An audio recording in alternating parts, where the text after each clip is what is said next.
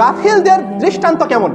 আল্লাহ রাসূল বলছেন যে মাসালুল্লাযী ইয়াযকুরু রাব্বাহু ওয়াল্লাযী লা ইয়াযকুরু রাব্বাহু, যে ব্যক্তি আল্লাহকে স্মরণ করে এবং যে ব্যক্তি আল্লাহকে স্মরণ করে না, এদের দুজনের মধ্যে দৃষ্টান্ত হচ্ছে ওয়া মাসালুল হাইয়্যি, যে ব্যক্তি আল্লাহকে স্মরণ করে সে জীবিত, ওয়া মাইয়িতি, এবং যে ব্যক্তি আল্লাহকে স্মরণ করে না সে মৃত।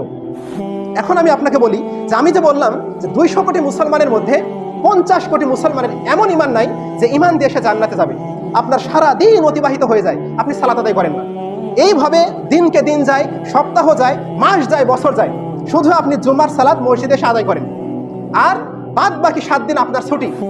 এই কারণে আমি বলেছিলাম বিগত জুম্মাতে যে একটা মুসলমান একটা হিন্দুর মধ্যে কোনো পার্থক্য নেই। কারণ সুদ খায় না, ঘুষ খায় না, জেনা করে না, ব্যভিচার করে না, পরকিয়া করে না, তারপরে কি সে গরিব মানুষ, সামর্থ্য নাই হজ করে না, সে গরিব মানুষ সামর্থ্য নাই জাকাত দেয় না, সে গরিব মানুষ সামর্থ্য নাই দান করে না। এই হচ্ছে একজন হিন্দুর বিবরণ। অপরপক্ষে একজন মুসলিম মাদ্রাসাতে ভর্তি হয়ে সারা বছর তার রুমের মধ্যে ঘুমায়। এরপরে এই মুসলমানটা সালাত আদায় করে না, এরপরে এই মুসলমানটা আল্লাহকে চিনে না, কিন্তু এই মুসলমানটা কোনোদিন সুদ খায় না, কোনোদিন ঘুষ খায় না, জেনা করে না, ব্যভিচার করে না, পরকিয়া করে না, নির্লজ্জতা করে না। এই মুসলমানটা গরিব, সামর্থ্য নাই হজ করে না, এর সামর্থ্য নাই জাকাত দেয় না, এর সামর্থ্য নাই দান করে না। এখন এই মুসলমান আর এই হিন্দুর মধ্যে আপনি আমাকে পার্থক্য দেখান তো। কিয়ামত পর্যন্ত কোনো পার্থক্য নাই, কারণ ও সব ভালো কাজ করে কিন্তু সালাত আদায় করে না। ঠিক এই মুসলমানও আল্লাহকে বিশ্বাস করে কিন্তু সালাত আদায় করে না।